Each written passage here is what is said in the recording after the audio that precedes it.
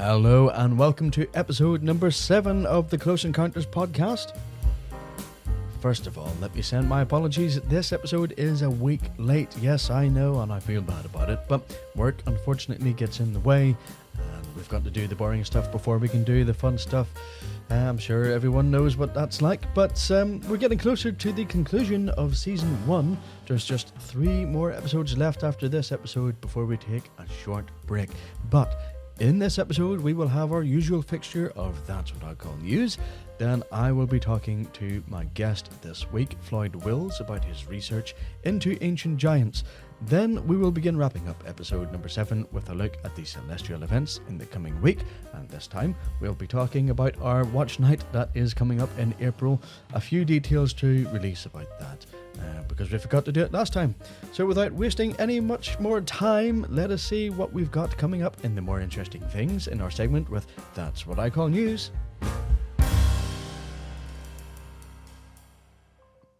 Yes, that's what I call news. It's my selection of the more interesting, weird and paranormal news from around the world. Let's see what we have for you this week. Astronomers have discovered a rare 1 in 10 billion star system destined to explode in a kilonova. This is coming from Futurism.com. A chance discovery by astronomers have led them to discover a star system that is set to explode in what is known as a kilonova in the distant future.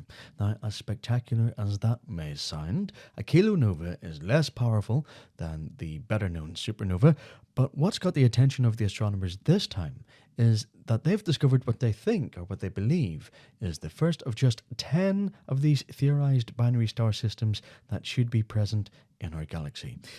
The event, which is thought will happen in a couple of million years' time, a long way away, will be where 2 neutron stars collide and cause a kilonova, which is one of the ways the heavier elements in the universe is said to be formed. If I remember back to my physics classes in high school, maybe I wasn't wasted after all. So unless we can reincarnate or achieve immortality or transfer our memories or consciousness or whatever to another host, then this is something that none of us will ever get to see, unfortunately. But it is a shame, because I would imagine it would be a spectacular show indeed if we could get to see that. Moving over to Fox News Los Angeles, or foxla.com. A comet is set to pass Earth next year, dubbed the Comet of the Decade. According to Peter Ferries, an astronomer at the Harvard-Smithsonian Center for Astrophysics, the comet, called C2023-A3, bit of a mouthful, has the potential to be visible with the unaided eye in October of 2024, even from suburban areas. So C2023-A3 poses no threat to Earth, which will pass us at a comfortable distance of 43.5 miles, but looks set to put on a show.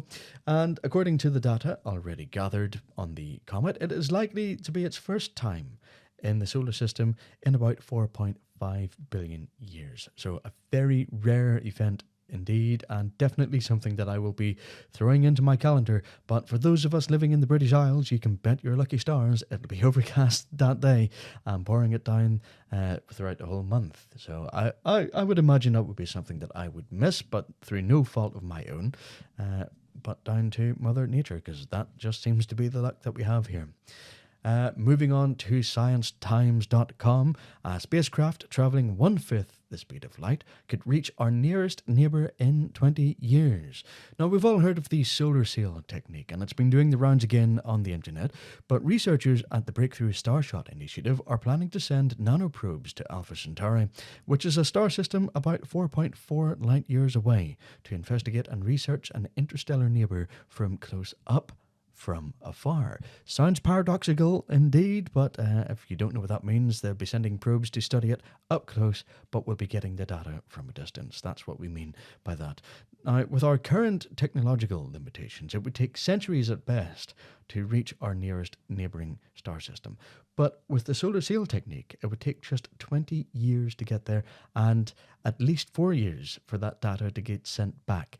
So engineers are currently working to make this reality, where 3 Earth-based lasers would be used to propel a small payload with an attached solar sail, which would be about 3 meters in diameter and only a few microns thick. A fifth sounds like a small fraction when it comes to speed. I get that, but it puts into perspective how fast light does indeed travel across the vacuum of space. And hopefully, this will happen in my lifetime because it would be a monumental achievement to be able to witness this. Almost as monumental as setting foot on the moon, if we did. Moving on to popularmechanics.com. Time travel is possible with ring lasers, according to a Connecticut physics professor. So, Professor Ronald Mallet, a retired professor of the University of Connecticut, believes that time travel is possible with a project he's working on to do with spinning lasers. He theorizes that a spinning laser loop could potentially mimic the effects of a black hole and therefore bend space-time around it due to their theorized relation to each other, which is Einstein's theory of relativity. The only catch is that if it is successful, he could only go far back as 2019, when his machine was first switched on. Now, I guess that sounds a bit like a closed circuit time machine, which cool nonetheless. It's not quite sci-fi, where you can go to any era, but it's still a great concept nonetheless, and it doesn't say anything about how far ahead in time he could theoretically travel, but it's an endeavour I wish him all the best in, and I will be interested in learning more about this as and when it develops. And as always, links to each of the stories featured today can be found in our show notes on the podcast host and website. Now, let us go over and speak to Floyd Wills. Now, let us talk giants in this episode. Were they the product of imaginations of ancient civilizations for their tales and legends, or are these stories firmly rooted in elements of truth? This week's guest has spent years researching just that, which has taken him all over the world, no doubt, and afforded him the opportunity to engage with various different cultures. Floyd Wills, a holder of a Bachelor of Science degree, researcher and author from Vancouver in the United States, has compiled his research into a book called The Red-Haired Giants of Lovelock Cave and Other Ancient Mysteries. Now, I should imagine that the red hair detail will be a very important one during the interview. No doubt it'll crop up. Floyd is with me now with an 8-hour time difference. Good morning, Floyd. Thank you very much, Chris. Good evening to you and your audience. And I just want to say thank you to you and your audience for having me aboard here. I look forward to our conversation. I certainly do as well, because, again, like I was discussing with you before we started recording, it's not a strong point of mine when it comes to giants. So I'm definitely looking forward to hearing what you've got to say. But I guess when we think about giants, we sort of think of the biblical accounts and even fairy tales. But I understand your research indicates that this is further reaching than that, than just pure myth and story. Yes, that's very true. There, I believe, is plenty of evidence, and I present that in my book, of actual archaeological discoveries of giants throughout the world. Primarily, my book focuses on those discoveries in North America. And particularly, I focus on an area in the state of Nevada, western part of the United States, of giants being discovered, skeletal remains and artifacts. Now, what's interesting, Chris, is I started to pour through a lot of these old newspaper accounts of giant discoveries. And in fact, I think there's over 1,500 current reports of these discoveries throughout North America. I came across a particular story that interested me because there was so much evidence as far as artifacts being found and some actual photographs of the remains of these giants, which is hard to come by in a lot of the other accounts of giants. And in the majority of newspaper articles that I uncovered about giant skeleton discoveries, is a lot of the bones just disappeared. And in some of those articles that even reference the Smithsonian Institution would come and take a look at the bones, and they disappeared. I've heard of this However, before. in this, Yes, they do. The Smithsonian Institute has a habit of making things that go against the mainstream understanding of archaeology and sciences, making it disappear. Yes, you're absolutely correct. And in fact, in my book, I talk about a little bit of the history of the Smithsonian Institution, which was founded in the mid 1800s. And James Smithson was an Englishman, and he actually left a bunch of money to the United States government to found the Smithsonian Institution. And the Smithsonian has uh, a huge amount of artifacts and remains. In fact, only a very small percentage of those are actually shown in museums. I believe they have over 9 different museums, and a lot of the artifacts and remains just are not seen by the public. They're kept in vaults deep underground, as if I can remember correctly. A lot of stuff hasn't even seen the light of day since they discovered it and took it to the Smithsonian. Dan Brown writes about that. That's embarrassingly enough, that is how I come across the Smithsonian, is through one of his books. When they were talking about the vast archive that they would have of things that they've managed to find and even confiscate in some circumstances, and has never seen the light of day again. Interesting That's indeed. very true. That's very true. And also, I heard the Vatican has vast underground vaults with a lot of ancient history underneath the Vatican. I think there's even areas where the Pope can't even go to in the Vatican, or things that he can't even look at himself. And I'd like to know, who is it that has higher authority and clearance than the head of the Catholic Church, I suppose. It boggles the mind, and it can go down so many different rabbit holes. We don't even have the time to do that. I should that would be a couple of different episodes, A- I would imagine. But Absolutely. I understand that your interest in this stems from your early childhood. What were the chain events that has led to your research today? Well, Chris, I've always had a fascination with things like ancient civilizations, things like UFOs, paranormal phenomenon, from a young age. And back in the 80s, there was a TV program that was very popular. It was called In Search of, and it was hosted by Leonard Nimoy. The great Leonard And Nimoy, yeah. I don't know if you're familiar with that. I've seen snippets of it, like YouTube's algorithm seems to know me quite well, and it'll throw up these random things now and again. And if I can Yeah. remember some of the later episodes, they had his sort of his Hollywood doppelganger who played Mr. Spock in the latest Star Trek movies. Zachary Quinto, is that correct? Is that his name? I think some of the later Um, episodes had him, maybe. yeah, Leonard Nimoy was the host of that show when I watched it, and that really inspired me, really piqued my curiosity. And as a young boy, I picked up a book on giants, and it was by David Larkin. And it was a beautifully illustrated book, and it had myths and legends of giants, throughout the world. And I remember at the very beginning of that book, it did reference the Genesis 6 account of giants mentioned in the Bible. And it said, there were giants in the earth in those days and thereafter, when the sons of God came into the daughters of men, and they bore them children, and they became mighty men, men of renown. And that little Bible verse really kind of stuck in my head, and I didn't end up investigating more into the giants until uh, much later in my life.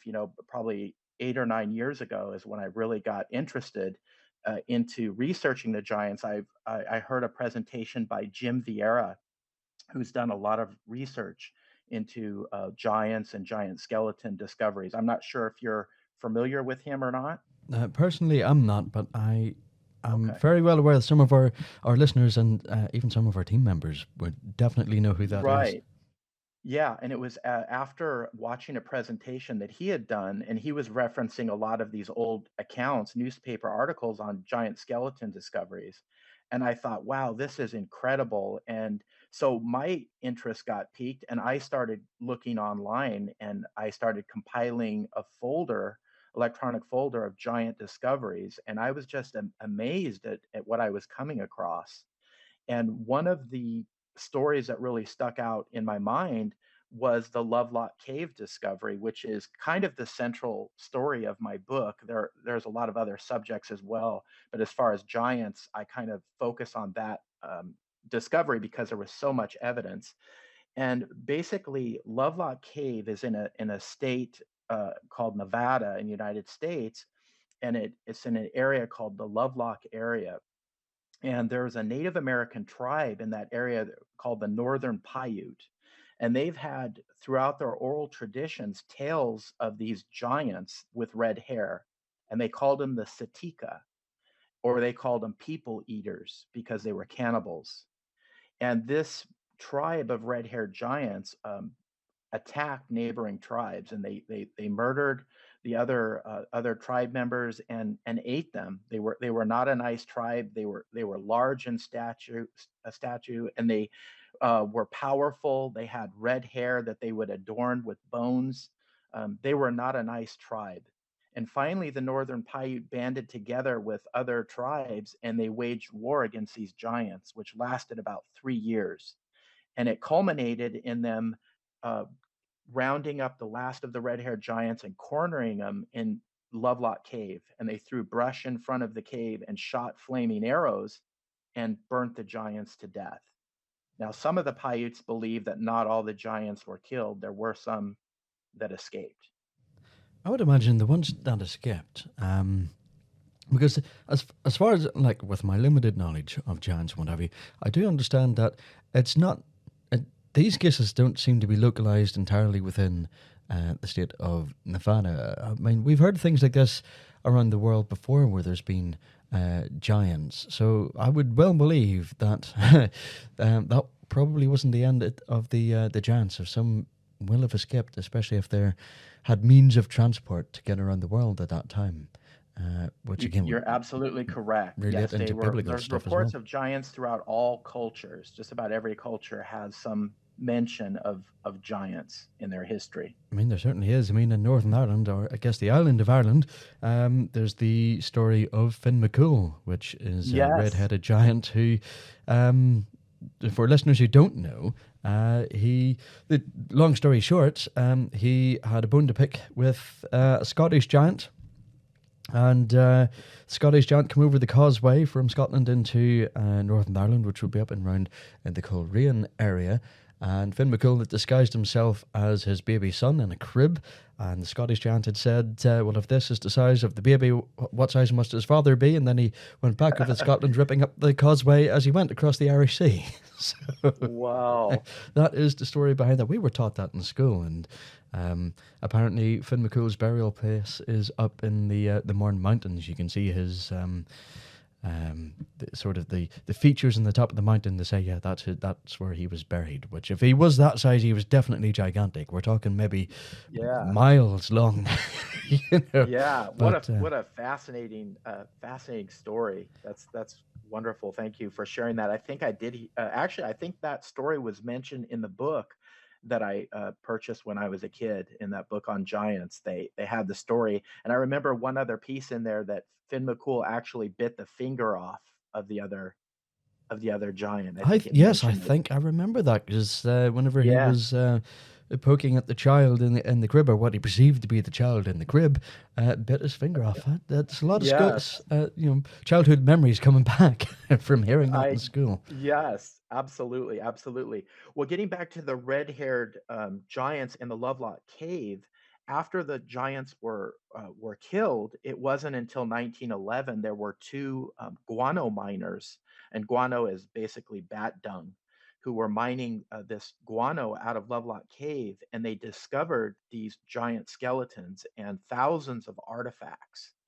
And one of the discoverers, his name was John Reed, and this is quite interesting because he knew about the history of Lovelock Cave, and he knew about the red-haired giants because he was friends with a Native American man by the name of Natchez, who was son of Chief Winnemucca, which was a chief in that area of prominence. And when he was 15 years old, John Reed was on a recovery mission to retrieve horses that escaped his parents' ranch. And him and some of his friends, Natchez being one of them, went with him to collect these horses, to round these horses up. And they ended up camping outside of Lovelock Cave.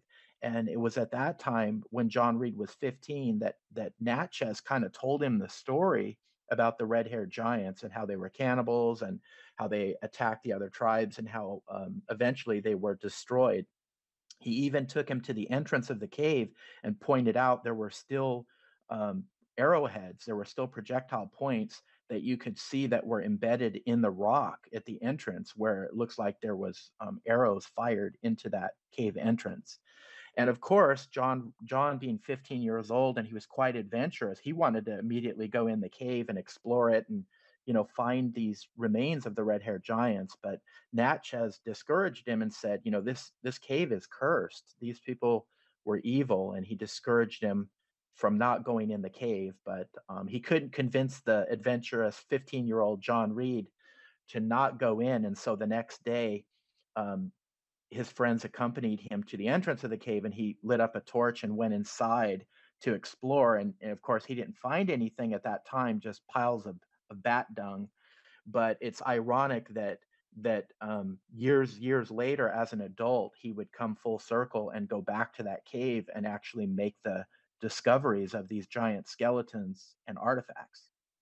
It's certainly not unique to that part of the world. I mean, I've been hearing giant bones discovered even in the Far East, in around like Yes. China and the Vietnam regions. I've heard of that before. Maybe even India. I don't know. I'm just pushing the boat out there. I mean, anything that seems to happen like that, India usually is a place for it, and even along the River Euphrates in the Middle East. Um, Absolutely. Really, it is a fascinating subject, and again, I hold my hands up. I mean, I'm embarrassingly not up to speed when it comes to the gigantic, the giant side. But when it comes to like ancient mysteries and ufology, that is where my strong point, is. So, although the case of giants isn't my strong point when it comes to like ancient mysteries and ufology, I'm aware that the red hair is a very common theme. Why is this? And did all giants at the time have red hair? Yeah, that's a very interesting question. And in some of the accounts, particularly with the Lovelock Cave, it was definitely mentioned throughout the Paiute oral tradition that they had distinct red hair. Other accounts of giants that I came across didn't indicate that a lot of them had red hair, but this particular tribe had red hair. And kind of the interesting thing about this, Chris, is after that discovery in 1911, archaeologists were immediately called in to excavate the cave, and they found over 10,000 artifacts and a number of giant skeletons that came out of that cave, and some of them actually still had the long red hair attached to the skulls. And what was interesting is that some of the artifacts were distributed to several different museums, but the skeletons disappeared. Like in many cases I had mentioned, they just simply they're taken out of the public view. However, apparently some of the skulls ended up in a small museum called Humboldt Museum, not too far from that area where they were discovered. And what was interesting is these skulls were kept in the basement. They weren't put on public display. So if you wanted to see the skulls, you actually had to ask the curator, and they would take you down into the basement to actually view the skulls. Now, those skulls were down in that basement until probably the mid 2000s, and they were finally removed from the museum. I actually contacted the museum. I wanted to go view the skulls myself, and they said they're no longer here. We had to give them back to the Native American tribes. Now, in the 1990s, there was a law in the United States that was passed called the Native American Graves and Protection and Repatriation Act, which means that if any, skeletal remains were found that were believed to be of Native American origin, they had to go back to that particular tribe if it can be determined, where, which tribe they belong to. So the museum told me, no, we don't have these skulls anymore. And however, I did get my hands on some photographs from a researcher named Don Monroe that took photos of some of these giant skulls about 40 or 50 years ago. And there's one I have a picture of in the book. It's a massive skull. It's huge, and it has on the upper row of teeth what looks like a double row of teeth. And I came across many accounts of giant skeleton discoveries where they said they had a double row of teeth, which was interesting because you go back and there's a reference in the Bible of when David and his mighty men were fighting some of these Nephilim, these giants. There's one particularly mentioned that has a double row of teeth and 6 digits on each hand and each foot. So I thought it was interesting that that picture of the skull that I was able to obtain from the Lovelock Cave, in the upper row of teeth, it looked like it had a double set of teeth. And the way you said that it was in that small museum, Hmm. the skulls were, Yes. up until the late or mid sort of noughties. And you were talking about it in past tense, obviously, before they were taken away. Did you get to see those skulls with your own eyes before they were removed? Unfortunately, I did not get to see the skulls with my own eyes. However, I did see some of the artifacts that came out of the cave. And there was one artifact that I have pictured in my book. It's a pestle, like a hammering stone that was found right outside of Lovelock Cave, and it is massive. It is way bigger than your average pestle. It's probably 35 to 45 pounds and much larger than what is commonly used. And I actually had a dialogue with an anthropologist in that area, um, from the Nevada State Museum, and I had a dialogue with him. His last name was Hattori, Gene Hattori, and very nice man. And so I found some information on him on YouTube because he talked about the red-haired giants, and my impression of him is that he definitely believes the redhead giants actually existed. However, he wouldn't go into any kind of details when I started asking him more questions about it. He he kind of stopped communicating with me, and I don't know the reason that is, although I can speculate on why. He also sent me a picture of a sandal fragment that came out of that cave that would be the equivalent shoe size of a 29 here in the United States, which is bigger than any shoe size of any basketball player on record that actually came out of the cave. So I did not see the skulls firsthand, unfortunately, but I did see some of the overly large artifacts that came out of that cave. It is food for thought because whenever I was in Nevada, um, Mhm. I never even knew that place existed, to be fair in Lovelock. But whenever I went over, one of my, she used to be a spiritual mentor of mine. She told me, look out for the tall people in Nevada. She says, like, they'll be Nordic in appearance and they're probably extraterrestrial. But I never really was thinking about the giant bit at the time. But again, you were talking about the red hair element there. Mhm. And the reason I was sort of talking, or thinking if there was a connection between all the giants and red hair years ago is because I read research somewhere else. I can't remember who was sort of researching this offhand, but if I can remember, I'll stick it in the show notes. Where the rulers of that time, whether it be the ancient Egyptians, uh, you know, Babylonians, etc., a lot of their rulers had red hair, which was unpopular at the time. Would the giants that you're speaking about now, would they have been in a position of kingship or rulership over the people back then?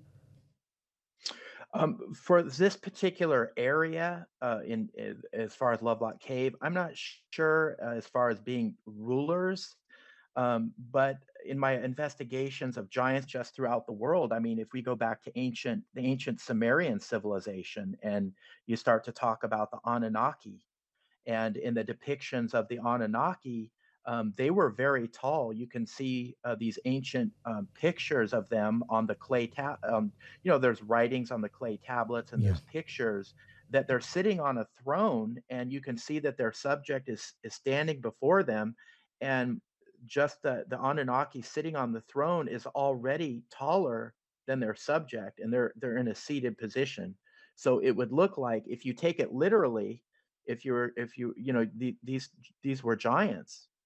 I would say so as well, because even in some of the depictions between um, the common person, let's say for argument's sake, and kings and queens of Egypt, they weren't overly often depicted to be bigger than their subjects. It was the gods or these giant people that definitely were, and I would assume that if they were on the throne at the time, they probably were gods to them anyway, especially if they're that bloody tall. But it appears, from what we're talking about anyway, in the very least, that there's an indication of a connection between these giants and the ancient aliens theory. Like the Anunnaki were said to be giants of the Sumerian records, like you said. Would that be the case Absolutely. all over the world? Yes, I mean, I really think that's a valid theory, and in fact, there's two theories that I examine in my book, and one of them is that are these giants are they of extraterrestrial origin, or are they just another branch of our species? And I explore, each one of those theories. And as far as the extraterrestrial theory is concerned, if you go back to the biblical tales of the giants, in Genesis 6 that I had mentioned, they were referred to as the sons of God. And so I was really curious. I'm like, wow, that's really weird. Who were the sons of God? And so I started looking and examining in the biblical text who were the sons of God. And I believe they were the angels. They were the fallen angels. And it actually references it in the Bible. There's a section in there where it talks about how Satan and the sons of God show themselves before the Lord. And there's also another passage in the Bible that says, basically, the sons of God shouted for joy at the foundations of the earth when it was being created. Well, obviously, that was long before humankind was created. So they had to be some celestial beings. And I'm not sure how familiar you are with the book of Enoch. Are you familiar with that Yeah, I'm familiar that with it. Yeah, I was text? just about to ask ask about that. Yeah.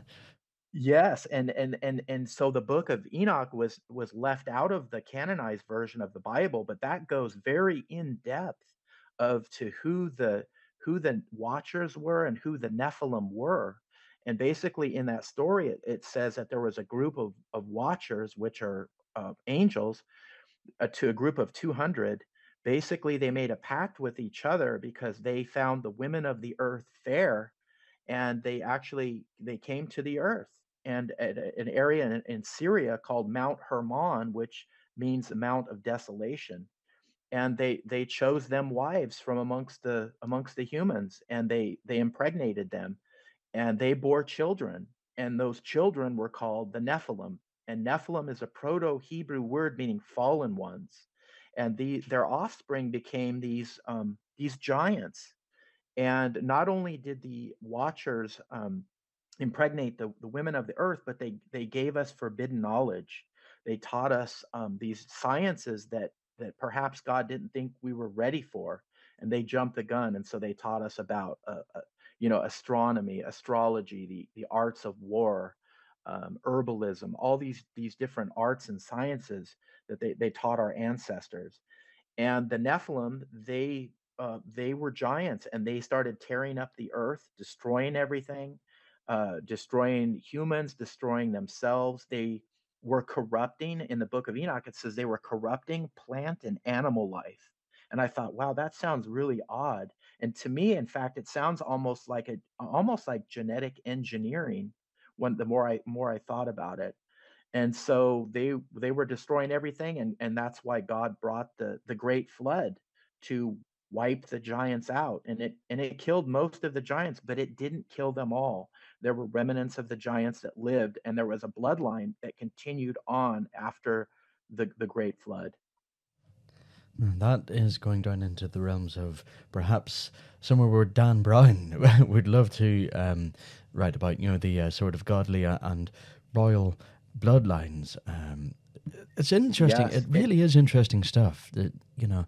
Because the Book of Enoch, I mean, I know it. Everyone who studies ufology knows was deliberately omitted from our Bible. The Catholic Church omitted it, and then of course the Bibles at the Protestant churches is based on the Catholic Bible, that was censored by the Catholic Church. But I can't remember whether the Hebrews actually have it in their Torah or not. But I certainly know that I think it's the Coptic Ethiopians, I think, have it in They their do. Bible. Yeah. Yes, that is And correct. That is interestingly enough, correct. it's the Ethiopians that are supposed to be guarding The ark. the Ark. Yeah. Um, Yeah, isn't that fascinating? Very fascinating. So when getting back to your question, Chris, about extraterrestrial, if you look at it like the ancient people said, oh, these watchers came down, and birthed the Nephilim. But if you think of watcher or angel, they are not from the earth. They're not from the earth. So what technically does that make them? that makes them extraterrestrial. Yeah. It makes them extraterrestrial. So I explore that tract in my book, which is very fascinating. And then the other piece that I look at also is, are these giants just another branch, another species, another hominid species that is just we don't know about, that we just discovered? And then I start to get into the discovery of in the 2010 discovery in Siberia, in Denisova cave, of a new species of human called the Denisovans. Are you familiar with them? Do you know, I think I heard about that, yeah, probably in around that time, but I didn't really follow through with the research on that. But I thought it was quite interesting when I did hear, because it was almost perfectly preserved, if I can remember. Yes, so this happened in 2010 in a cave in Siberia.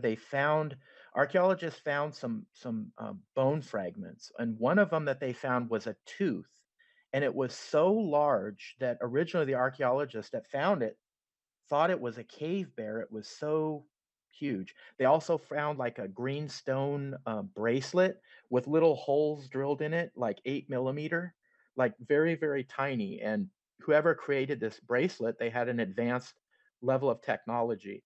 And the finger bone and the other artifact, and I think there was some other bone fragments that were found, go back at least 40,000 years ago. And so once they started doing DNA testing on the tooth, they discovered that this is another ancestor of ours, and they named the ancestor Denisovan, and they believe that these Denisovans lived all the way back from about 300,000 years ago to about 40,000 years ago. And recently, there was a skull, a Denisovan skull found in China. They call it a Homo longi, or dragon man skull. A Chinese worker, construction worker, found this skull. This was probably back in the 20s or 30s, I believed, and he hid the skull in a well. And so it was on his deathbed that he revealed to his children that he had found the skull, and told them where it was. And so his children actually went back and recovered the skull, and it's a massive, massive skull, and it's very different. It's not Neanderthal, and it's very massive. In fact, I have a replica of it that I purchased from the UK, of its exact dimensions, a casting of it. And so then I get into the theory. Well, okay, these Denisovans, this is a new branch of our species, and they were interbreeding with the Neanderthals and with our ancestors. And obviously, we know Neanderthals were interbreeding with our ancestors. And actually, most of us have some Neanderthal DNA in us. 40,000 years ago. So again, I've said it before in a couple of podcasts beforehand. In the wise words of Graham Hancock, stuff just keeps getting older. And it really does when it comes to these important archaeological discoveries. But I feel that a lot of it is suppressed. Obviously, for whatever obvious reasons, maybe they think that humanity isn't ready for that sort of knowledge, or maybe they don't like to be seen to be wrong on the matter. You're But a lot of you're it you're is so correct. You're so correct, and I absolutely love Graham Hancock. He's one of my heroes, and I remember one of his quotes, like, the farther back we look at our history, the more it appears like a fairy tale of like what we've been told. And you are correct, Chris. I believe that knowledge is controlled. It's controlled. So if you can control the past, you can control the future. And if you control the present, you control the past. So it's all about a level of control. And I believe too, it comes down to knowledge filtration. So, what's taught in the universities and, by to the archaeologist, anthropologist is this is the way things are. And if you find anything that contradicts that, it can't be true. It's got to be faked or planted, or if it just doesn't fit in, just, sweep it under the rug. Yeah, I was just going to say that because I hear about that a lot, even with discoveries that people are making now, not just for um, you know, giant bones and whatever. We're talking like space stuff here, and Hmm. like ancient knowledge and what have you is suppressed so much. Um, like people who used to be, I mean, I know of some people, don't know them personally, but I know of some people who were at one point would have been labeled mainstream scientists, but once they Hmm. started to go against the current, against the narrative, funding was cut for them, and they had to go completely independent and rely totally on donations from people who supported their work, which I believe the money dries up very quickly when it comes to that, you know, sort of tricky situation that you find yourself in when you go against the narrative.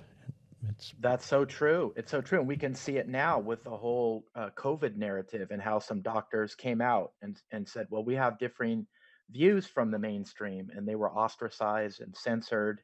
And, their voices they tried to silence them. Yeah, and anyone who doesn't even believe that, I would recommend that you use an alternative search engine. To be fair, because Google even openly admitted that they were going to be um, uh, alter their algorithms. So anything that was critical of the narrative at the time when it come to COVID and that sort of stuff would come way down Hmm. in their search returns whenever somebody was searching for it. Same happens with conspiracy theories and even a lot of the alien stuff now. For the last Yeah. probably about 5 years, etc., maybe longer, has been dampened by Google in their Yes, algorithms. there's a lot of the censorship and cover-ups. And in fact, in my book pertaining to giants, I talk about there was a number of cases where the Smithsonian actually tried to purchase some of these giant remains that were found. So it's funny because here you have an institution that totally says, "Oh, this is just myth and legend," and yet there was an incident called the San Diego Giant that happened. I believe this was in the either late 1800s, or yeah, I think it was late 1800s. A giant mummy was found, almost 9 feet tall, in San Diego. Some miners found it, and the Smithsonian was very interested in it. They sent out some of their agents to procure it. They paid the equivalent of $14,000 to purchase a giant, and they bought it. And then they later came out and said, "Oh, we tested it, and the skin was made of gelatin. It was a fake," and no one ever saw it again. So I just thought it was very interesting for an institution that didn't even believe in anything like that would actually send their agents and pay the equivalent of $14,000 to purchase that, and Yeah, then just simply even if they say, weren't "Oh, it going was to fake." put it for show in the Smithsonian, even after they did test it, could donate it to Ripley's Believe It or Not if it was fake, but Good it does, point. yeah, That's a very good it point. does make Yeah. us So think what that happened they to are that? hiding something. Yeah, what happened? And there was another article that I reference in the book of a man in Arizona on his farm. He found a giant skeleton, and the Smithsonian dispatched several of their agents to take a look at the skeleton. They actually photographed the skeleton, and they wanted to buy it from this man. And in fact, the article says man refuses to sell giant skeleton to Smithsonian. He's like, "No, I'm not gonna sell this because it's gonna disappear." Now, I don't know whatever happened to that particular skeleton, but it didn't end up in the Smithsonian's hands, and they documented it. They took pictures of it. In the article, it said that the skull was beyond human comprehension as far as the physical size of it. It sort of makes me wonder what happened to the man who discovered it. Did he disappear or did he live a long and healthy life? I don't know. It When you have these that agents behind these powerful organizations, you never know what might happen to you. One of the famous giants, actually, uh, according to biblical accounts, is Goliath. Yes. And obviously, he's famous, especially in the Western world and what have you, because that's what we were taught in schools when it comes to religious education. Um, we know from records that mention him, and he wasn't just mentioned in the Bible. I think he was mentioned in other writings as well from other religions. But we know Yes. that he was about 6'9" by modern measurements. Was this the sort of height you'd expect from your research, or did they vary in height, like the 9 foot tall one you just spoke about? Yes, they did vary in height. They did vary in height. Most of the accounts that I saw, I came across between almost 8 feet and 8 feet, 9 feet, 10 feet. But I will tell you, I came across some ones that claimed much larger. And there was a discovery in Pennsylvania of an 18-foot giant, and it was Flipping found hell. in a burial mound. It looked like it was a Native American mound. And according to the article, it said there was a giant. It was 18 feet tall, and it had armor like uh, that type of armor found in the ancient city of Nineveh, and it had a sword that was probably 9 feet long. And in the article, it said it had a double row of teeth. It references the double row of teeth. And of course, the Smithsonian was referenced that they would come in and examine the skeleton, and then it would be put on display. And then after that, you hear nothing. I mean, 18 foot, that is ridiculously tall. It is Taller than a lot ridiculously of the tall. buildings that people live in these days. Can't even fathom that. I can't even find, I'm looking out the window, it's too dark to look out. I can't even find a reference point to what 18 foot would be out there.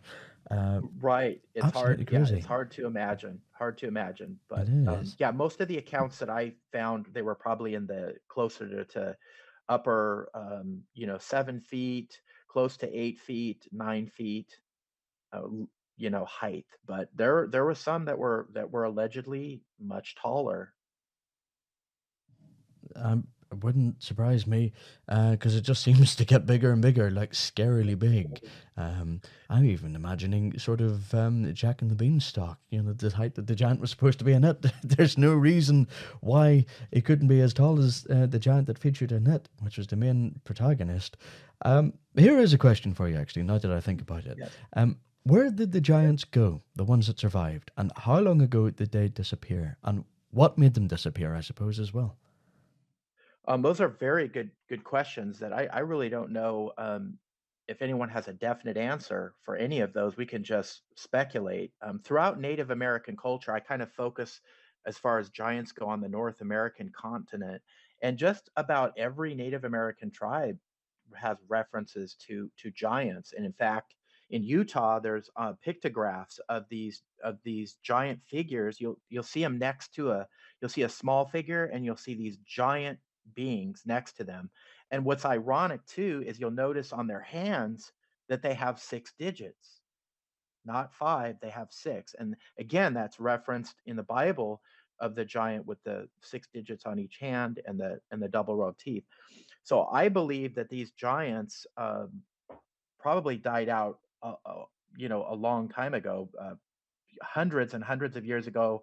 Who knows? Thousands of years ago. It's speculation, but some people believe, Chris, that there are bloodlines that still are connected to these giants, these Nephilim, these fallen ones. And if I was a betting man, I would say that the bloodline theory would perhaps be our rulers of today. Would I be right? You'd be right. And in fact, in my book, I talk about in the initial discovery at Lovelock Cave, one of the archaeologists even writes this in his documentation that the largest of the mummies disappeared, and it was given to a fraternal lodge to be boiled and used for initiation purposes. And that really blew my mind. I'm like, wow, that's crazy. And so I did a little research and contacted the historical society in that area, and asked them, if they knew of what fraternal societies were in that area at that particular time in the early 1900s. And they said the Knights of Pythias, and they said that the Freemasons were there. And I actually did a little research on the Knights Pythias to see if they used any human remains in their initiation rites. And I did find evidence that in one of their initiation rites, they used a skull and crossbones. And I also looked at the Freemasons, and actually, I found a number of accounts, some of them fairly recent, particularly in Australia, where human remains were actually found at some of these Masonic lodges, that they would use these human bones in their initiation rites. So I did find evidence to back up that human remains were used in some of these fraternal societies. But not only that, I reached out to the Freemasons, to that lodge in that area, and of Winnemucca, and I got a response back. And of course, well, no, we didn't. We never received any skeletal remains from Lovelock Cave, and nor any other fraternal societies in this area ever received any of those remains. It was just kind of a short response. But I started kind of looking into, like, well, is there a connection, like, between the legends of the giants and Freemasonry and some of these other secret societies like the Rosicrucians? And there is. You can actually trace it back, that they do believe in some of the ancient mysteries that they claim that they inherited, like, for example, Freemasonry, going back to the ancient Egyptian mysteries, that the Masons do in their history believe that there were giants, and they called them the El Shaddai in Egypt, and they said that they were the ones that built the Great Pyramids, and that within those pyramids were knowledge that was very important to humankind. Jordan makes me think, would the giants have built the pyramids as well? That's interesting. Like, I would never actually have put those dots together. Do you think that the Freemasons and what was the other lodge? Sorry, that you. Um, There was, well, for the Freemasons, also Rosicrucians, and then there was another Knights of Pythias, which is Knights of another Pythias. That's fraternal it. organization. Do you think the Yeah. Knights of Pythias are a like a higher degree in Freemasonry, or is it a standalone sort of fraternal organization? I think it's a kind of a standalone. I think it's more of an offshoot. Um, Freemasonry, however, what I know of it, what I've researched of it, I do believe that they um, have ancient knowledge that they've preserved. And I'm not saying that what they claim is accurate, but I do believe it's a knowledge that's been preserved, at least going back to the ancient Egyptian mystery schools. And you can also tie in orders like the Knights Templar and the Cathars and these different orders that have preserved this knowledge throughout the centuries, that these societies claim that they hold. And I believe that knowledge was actually antediluvian knowledge, that this knowledge was pre-flood knowledge.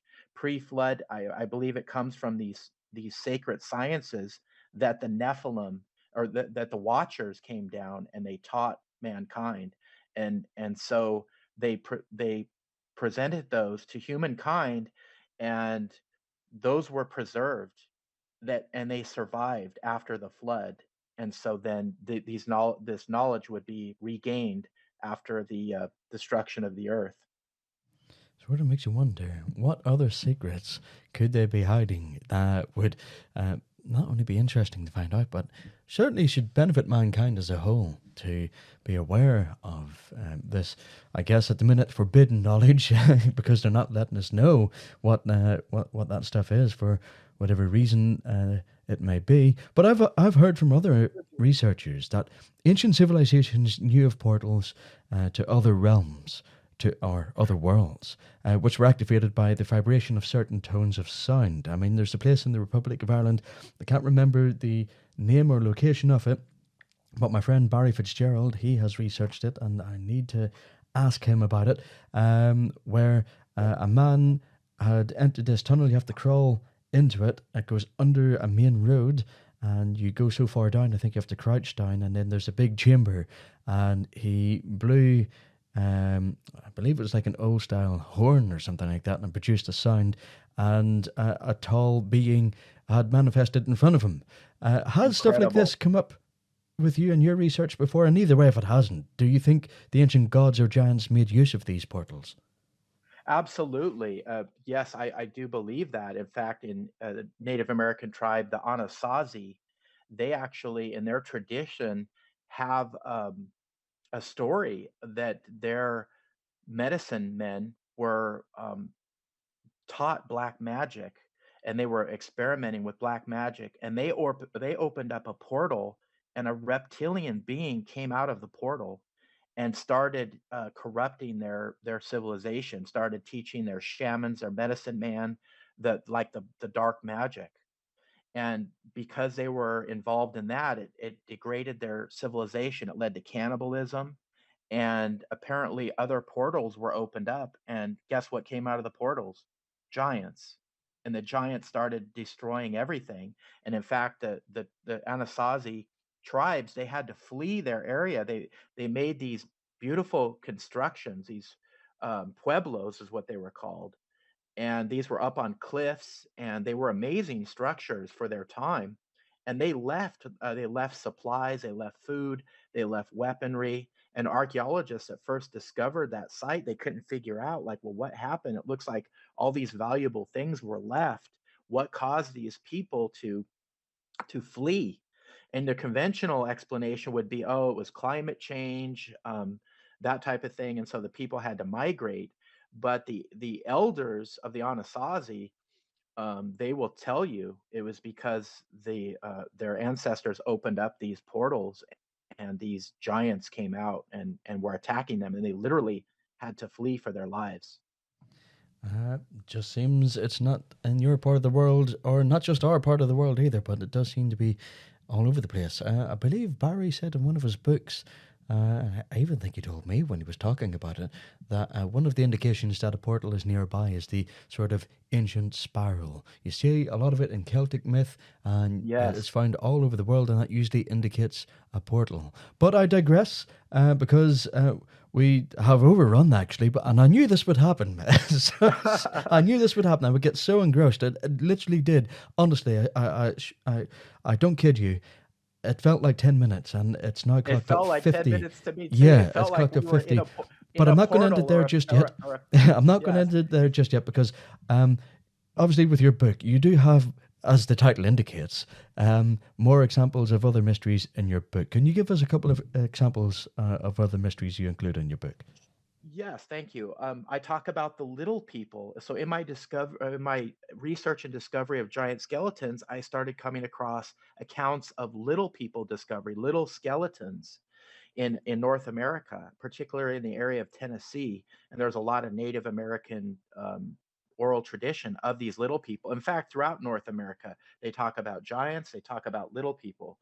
And so I talk about the little people and articles I present of skeletal remains in North America. And of course, they disappear. Smithsonian shows up, they disappear.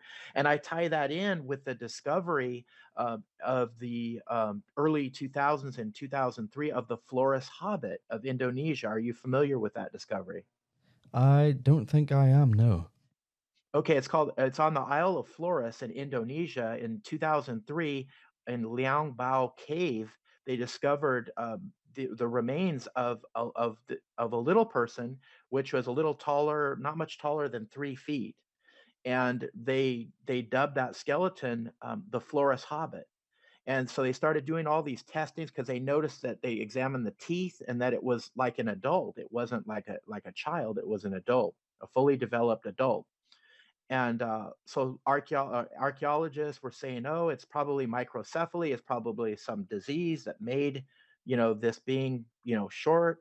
And none of the tests proved that it had anything like any kind of genetic disorder or disease. And then they started finding more bone fragments.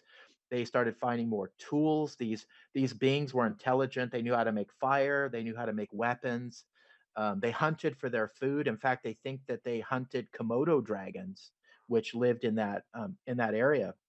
And so this is archaeological proof that there were little people that once existed on this earth, and they were intelligent. In fact, in parts of Indonesia, a lot of the tribes people will say that they still exist, and they call them the Ibu Gogu, which means the grandmother that eats everything, because they have these ravenous appetites. And there's many legends and stories of people actually encountering and seeing these little people in different parts of Indonesia in very remote areas. So I get into the little people. I also talk about the Nazca mummies. Are you familiar with that, Chris? Yes, I know a couple of people who were involved with research into that. Yeah. You're very fascinating, and so I get into the Nazca mummies and the whole um, concept of cranial deformation. Why were people, throughout the world elongating their skulls? Why were they doing that? Was it just because they wanted to look different, or because perhaps they encountered beings that had heads shaped like that were very advanced, that they looked at as like gods? And so, the greatest form of flattery is imitation, and so they wanted to make themselves look like these gods, and so they artificially elongated their skulls. But what's interesting, and I talk about in my book, in Peru, in the Ica region, there are these elongated skulls that are not artificially formed. That you can look at them. Medical doctors have looked at these things and said, this is not cradle boarded. This is natural. And if you look on the back of the head, like we have what's called a sagittal suture, which is on the back of our skull, and it looks kind of like the shape of a bow with a notched arrow. Well, some of these skulls in Paracas, they don't even have that. They don't even have that sagittal suture. So even if they were artificially elongated, they should have that suture in their skull, and they don't. So they're different. They're different from us. Another thing, actually, is whenever they find these elongated skulls that have been purposefully done to other humans, the I think is it the volume of bone density. It obviously it flattens out because it has to, it's the same volume of bone density, but it becomes thinner, obviously, because it has to. Your body only grows a certain amount of bone, so it has to a greater surface area to cover. Whereas one that hasn't been done to humans usually has a thicker bone density as well, which you would expect with a bigger skull in order to protect it properly and not sort of thin it out a bit. Absolutely. And if we were talking about like ancient Egypt and that type of thing with extraterrestrial intervention. If you look at some of like Akhenaten, for example, and you see the depictions of him, what does his head look It's like? the elongated skull. Yeah. Absolutely. Listen, I could talk forever about this, and I could listen even longer again about this sort of stuff. Yes, I mean, we could even go down the route of the little people, and that would definitely be another episode when it comes to that. absolutely. If you ever Um, want to have me back, I would love to do a show on the little people. I would definitely 100% have you back because, again, if I don't physically put a stop now, it will keep on Right. going. I know it Yeah, will, and there's so many rabbit holes with every topic. Whether it was in episode 3 with a regressive hypnotherapist or a conspiracy theorist in the episode just gone, it's there's so many rabbit holes to all sorts of disciplines when it comes to this sort of yes. stuff. But first and foremost, and well, I suppose not first and foremost, but finally, where can our listeners find you, and how can they get their hands on your book? Okay, thank you very much. My website's at theancientgiants.com. And you can purchase my book at bookbaby.com, and there's a bookshop on there. And the title of my book is The Red-Haired Giants of Lovelock Cave and Other Ancient Mysteries. You can also find my book on Amazon and Barnes and Noble. Since I am a self-published author, if you are interested in purchasing my book, I would really appreciate it if you do go through BookBaby, because they are really supportive of self-published authors. But again, you could also find that on Amazon and Barnes and Noble as well. I will be sure to put the website and the Book Baby link into the show notes so people can find it at ease and get your book and read it at their leisure. Floyd Wills, thank you very much for coming onto the show all the way from Vancouver in the United States. Thank you for joining this episode. It was a fantastic episode, and please keep us up to date with your research as it progresses, and hopefully we'll get you back into another episode. It's been a real pleasure, Chris. Thank you to you and your audience for having me on. No, thank you indeed. And that wraps it up for this one. We'll go into the Society events and the upcoming Celestial events. Thank you very much indeed.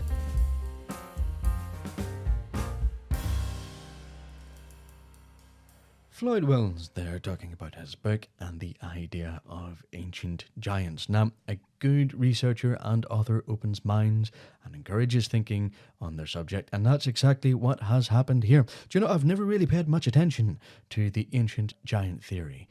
I've been aware of it, but I've never really researched it. But, you know, this has inspired me to brush up on my knowledge and research here, and especially when it interlocks with the ancient aliens theory.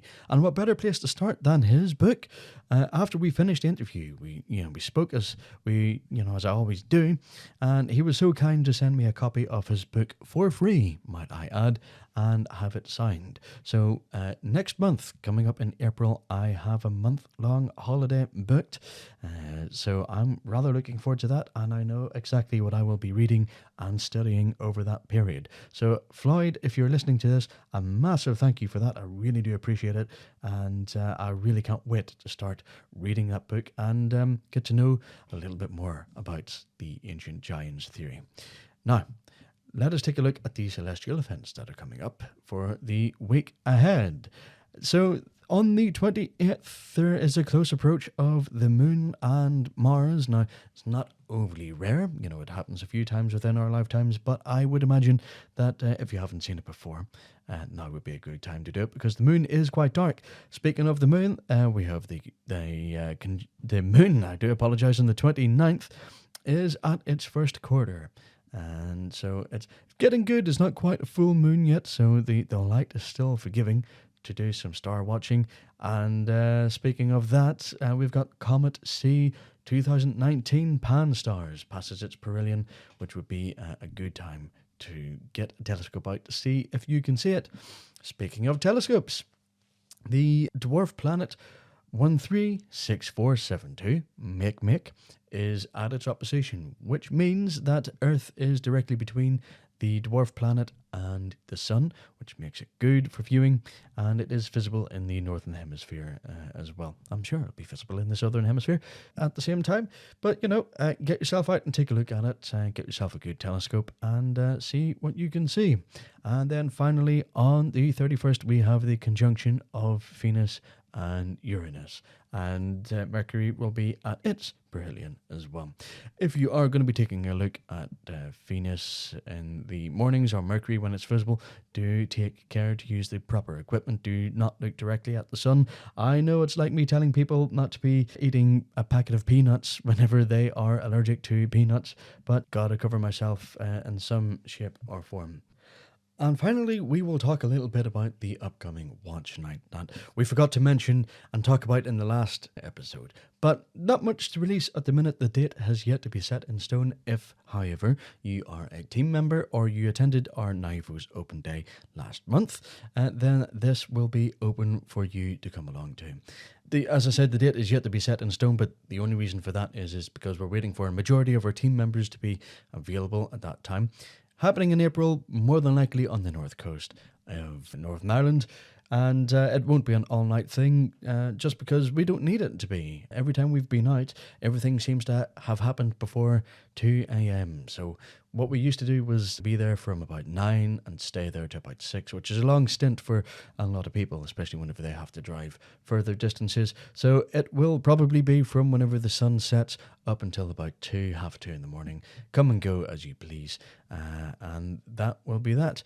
Listen, thank you very much for listening to this episode of the Close Encounters podcast. It was an interesting one, I must say, and I must claim ignorance here because I really am not up to speed when it comes to the ancient giants theory. But, you know, it's something for me to look into and brush up on for next time. Massive thank you to Floyd for talking to me. You've been listening to the Close Encounters podcast with me, Chris McMurray, and until next time, have a good week.